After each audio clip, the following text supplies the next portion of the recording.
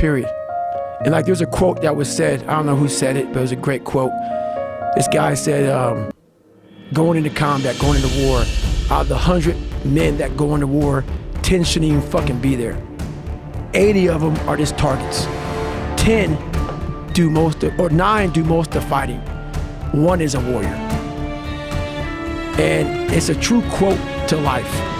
I saw it going through training, I saw it everywhere I went. There's so many people who just show up to life that shouldn't even fucking be around. And there's few people who do all the work. I wanted to be part of that 9, and I'm working towards being that 1.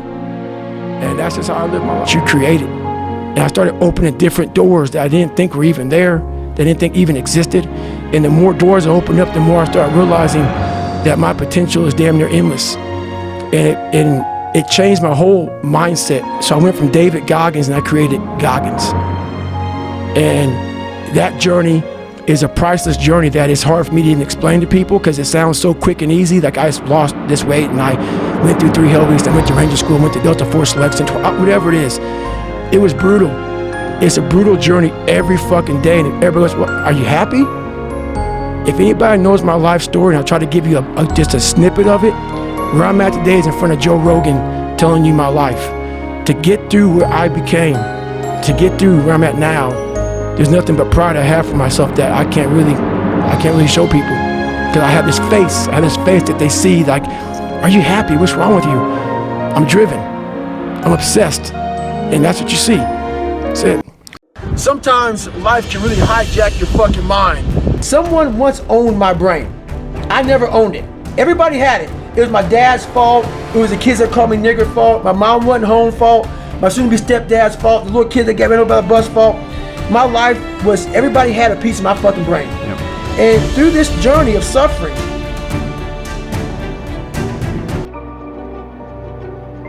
sometimes life can really hijack your fucking mind. When that happens to you, you're all fucked up. Your goals, your ambitions, everything is out the fucking window. In life, we all go through different things. Sometimes your girlfriend or boyfriend breaks up with you. Guess what? Get the fuck over it. They no longer want you. Maybe you failed a test in school, you worked your ass off. Guess what? You failed the fucking test. Get over it, move past it. Learn to not let life hijack your brain. At work, you've been working your ass off for that new promotion. You don't fucking get it, someone else does. Maybe they kiss better ass than you do. Guess what? Get over it. Life will hijack your mind if you let it. Don't allow all these things to make you a lesser person. You must own your mind. Don't let life own yours. Get after it, stay hard. A difficult motherfucker where you're gonna fail and you're gonna be in your head, you're gonna be saying, I'm not good enough. And it's how you get through that.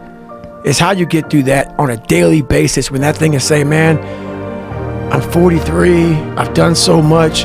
You start to become civilized.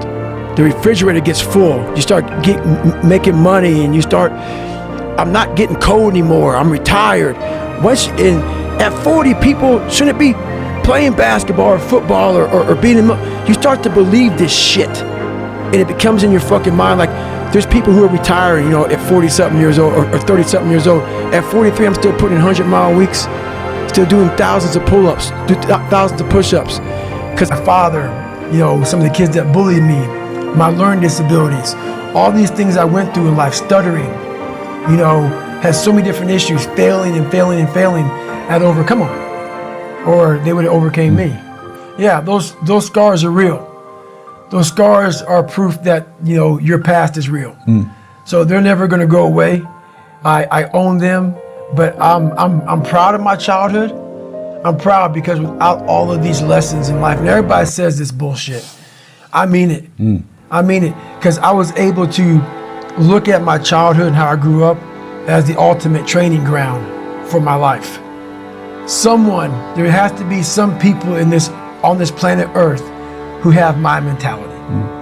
As gross as it is to some people, and as far off as it is and not understood, there has to be some people like me on this planet Earth. Has to be some warriors out there that are able to take this mindset and do something with it. So that right there, once you are able to look at your life and realize that all these bad things are actually the ultimate training ground for what you're going to, you know, encounter in life, you start looking at your past very differently.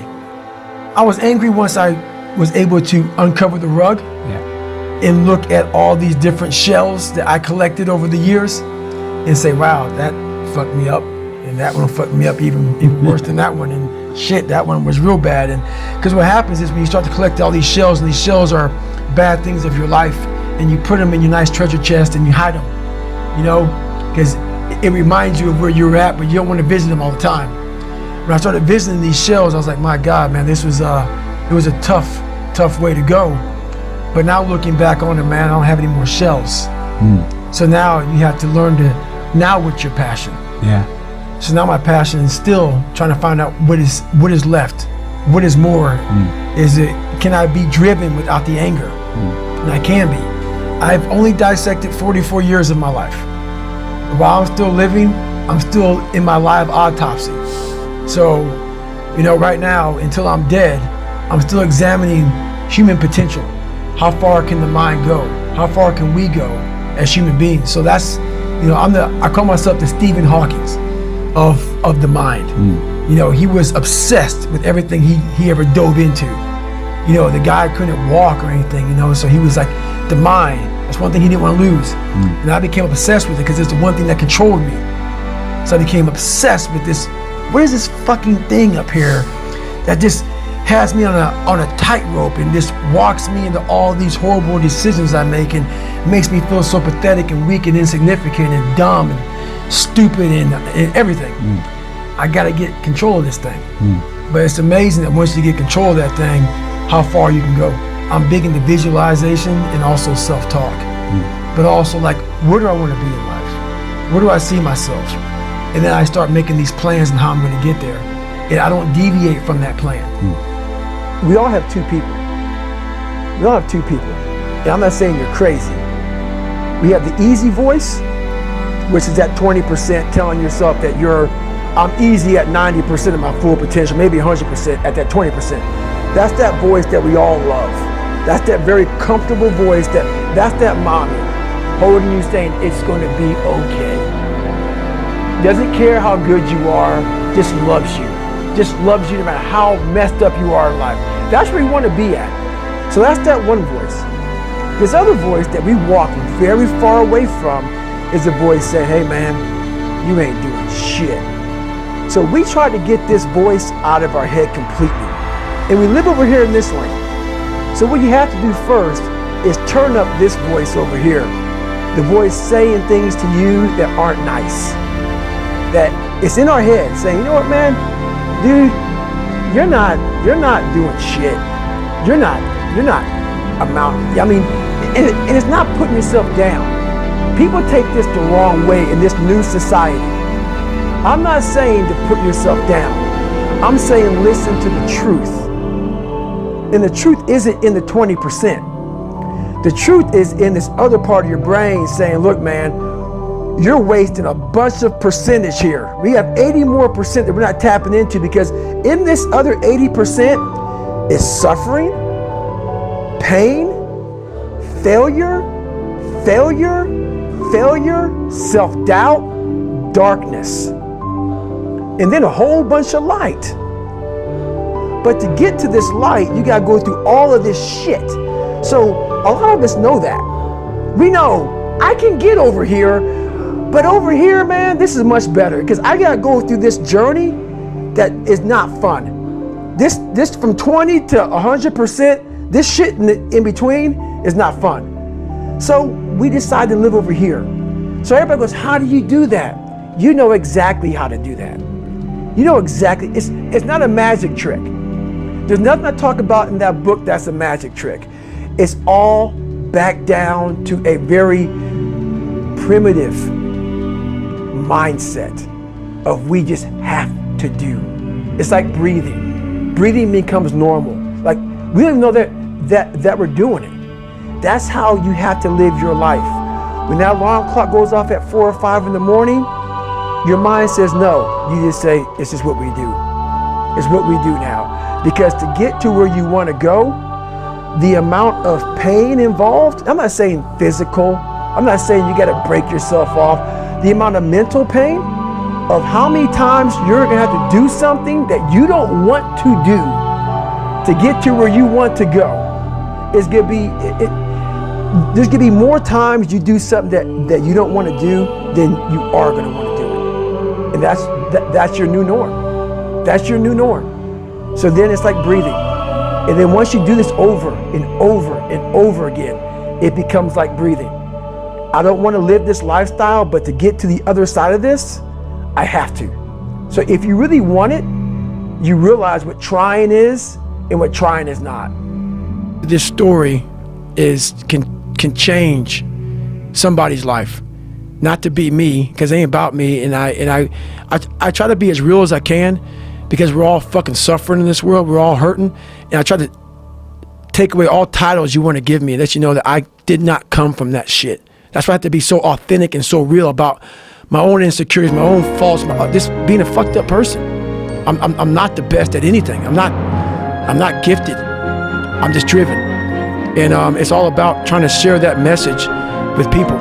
This is all about, you know, I speak to a lot of people, and that's what I do now. And how are you doing it as a business?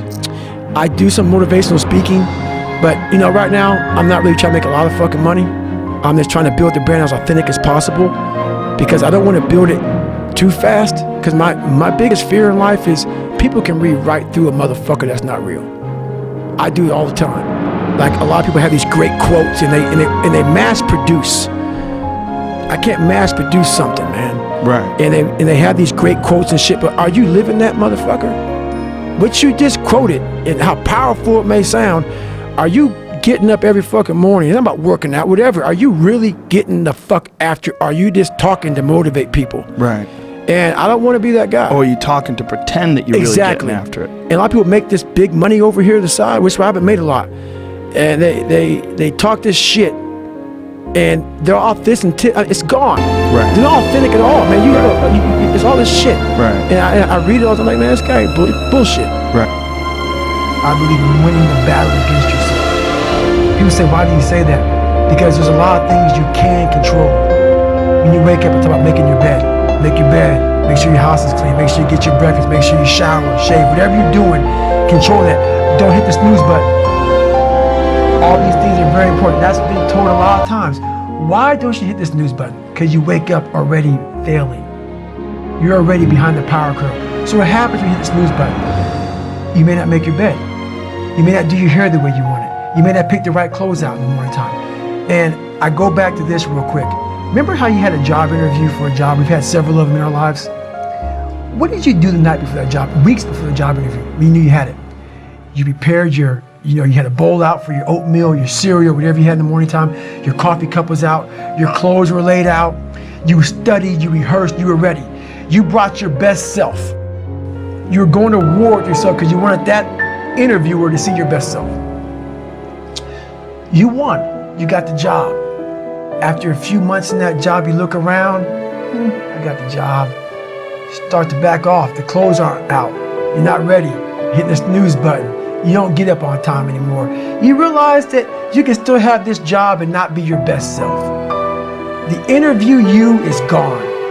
Your job is gone. You have your job, but the interview you is gone. So winning the battle in the morning time is just that. It's that you wake up in the morning time and you own all this stuff, because once you leave your house, the world then gets at you. And that's why I believe in not getting up in the morning time and checking your phone immediately. Everybody does that. They get up, the first thing they do is grab their phone, look at the phone. Maybe bad news on there. So how's your day start off? I don't go to the gym. I don't make my bed. You're caught up now on that phone. That's how your day starts. You lost control. So once you win that battle in the morning time, then once you go out, now you've won. You go outside your house, you may lose your job, you may have a bad hit, but you won something. So you're going into battle having already won something. Having already won. So then if you hit the snooze button, you go out, you just defeated already. You're behind the power curve. Now you've won something. You feel better about yourself. So now you're able to take these hits along the way.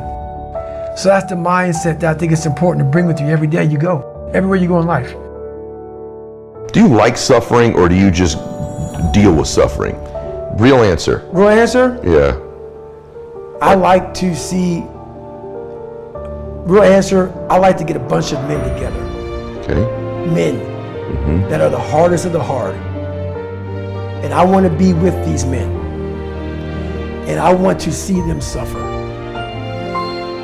Because I'm suffering right along with you, but I want to see me get through it. I want to see what you're made of. I want to see, like, almost like the Colosseum in Rome. Let's fucking go to the fucking Colosseum.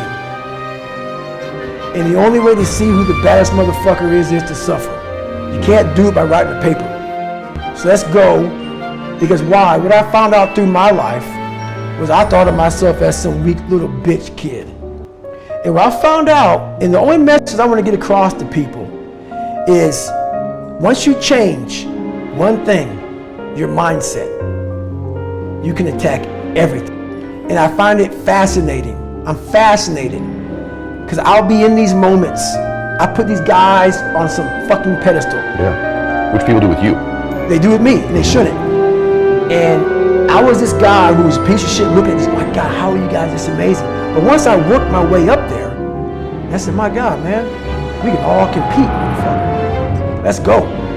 So, do I like suffering? I like suffering in the way that is competitive, that brings out the absolute best in me and in everybody else. So like, I want to see a man be defeated. I want to see a man get broken and say, fuck you. I love these men. These men I love, but there's very few of them. There's very few of them. And there's very few that are willing to go there more than once. A lot of people, even people who've gone through special ops, it kicks the shit out of them to a point where in their mind, what got me bad in pararescue was when I was going through it, I said, only go do this one time. And so many people in special ops, where they believe it or not, in anything, fuck special ops, anything that's hard, I'm only doing this one time. Once you say that, you fuck yourself. You know what? I grew up not that guy. Yeah. So a lot of people put a title on me. They want to, they see me now. They see me now as the guy that with his shirt off, who can do 4,030 pull-ups in 17 hours, who can run 205 miles in 39 hours, who can do all this crazy shit. But what they don't understand is they don't understand the journey that it took me to get to this point. And what got me to this point was I was just the opposite of what I am today. I was that guy who ran away from absolutely everything that got in front of me. But not many people knew that. I had two people. Like the real me was like this very scared, insecure, stuttering, got beat up by his dad, all this kind of stuff. And then I built this fake person that walked around like my shit didn't stink, you know? Right. Yeah, so that's kind of how I did it. And through a process of time, I realized that I was lying to myself and lying to people. And that what if mentality, like that dreamer mentality, just would always fuel me. It was just fueling, man, what if I can be a SEAL, man? What if I can go from running a quarter of a fucking mile, now I run 205 miles. What if I can go? What if I can go? And what if, how would that feel if I'm graduating? Because I'll never forget at the graduation thing I was talking about, 224, like the video I sat down and watched. This commanding officer stood up and he said to the graduation guys who are graduating buds, like 18 of them, he said, we live in a society where mediocrity is often rewarded. And he went on to say something about these men detest mediocrity. And I wanted to be a man that detests mediocrity. It got me in a lot of trouble in the SEAL teams and going forward in my life, because I started looking down on people for not going hard as fucking shit. And I started to create different things, but that's for a different day. But I just believed that, my whole mind changed.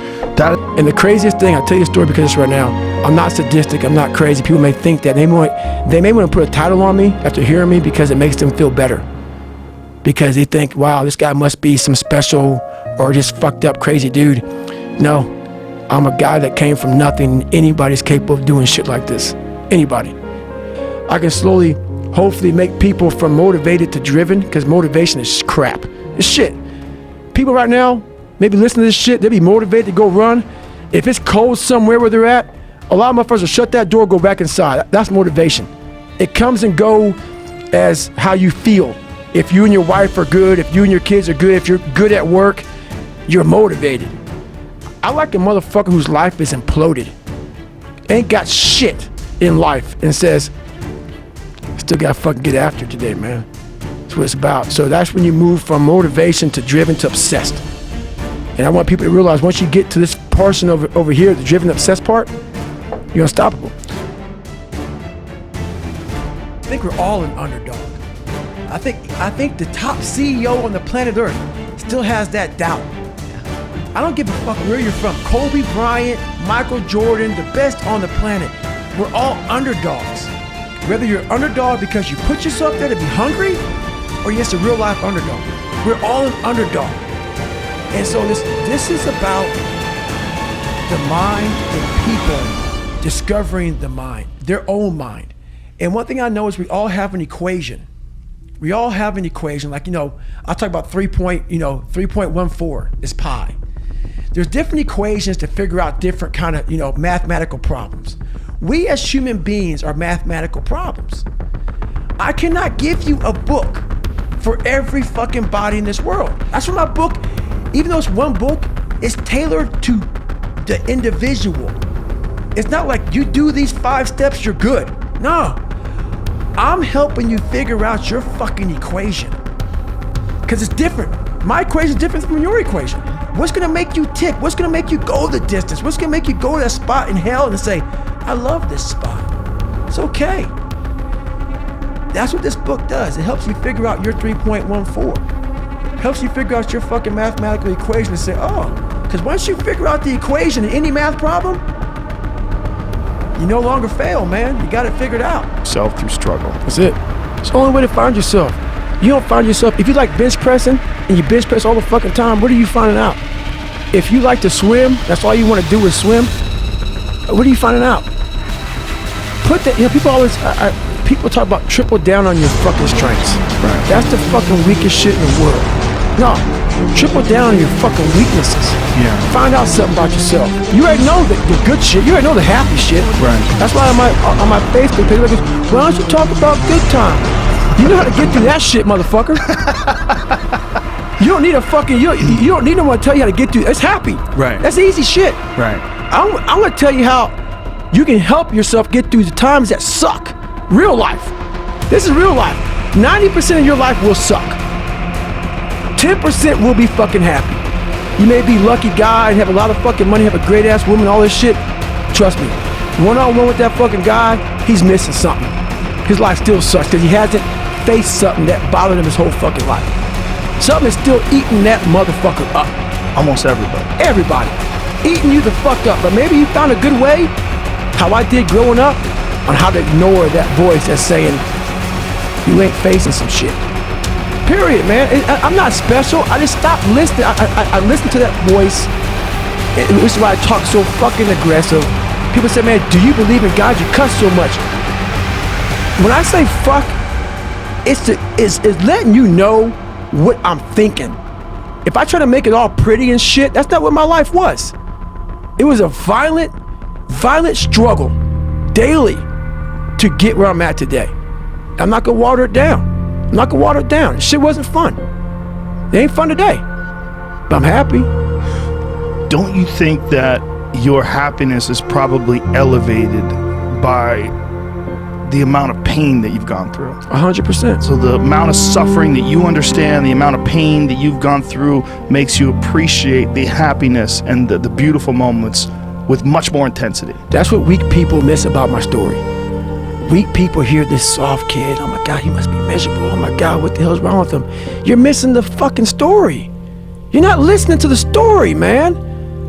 Look what I overcame. If that doesn't put some badge of honor tattooed in your fucking brain for the rest of your life, that you can die today talking to Joe Rogan, you're missing the story, man. Am I happy? What the fuck do you think? Don't misunderstand the passion in which I speak for not being intensely happy. Happiest person in the world. But I'm not done. So I'm not gonna speak to you like, oh man, everything is great. No, I have a lot more shit to do. A lot more shit to do. But this is in the same use of the word that you used, the warrior's mentality, the warrior's life. Right. This is This is the way that you can keep balanced and sane, Right. and keep a good grip on who you are.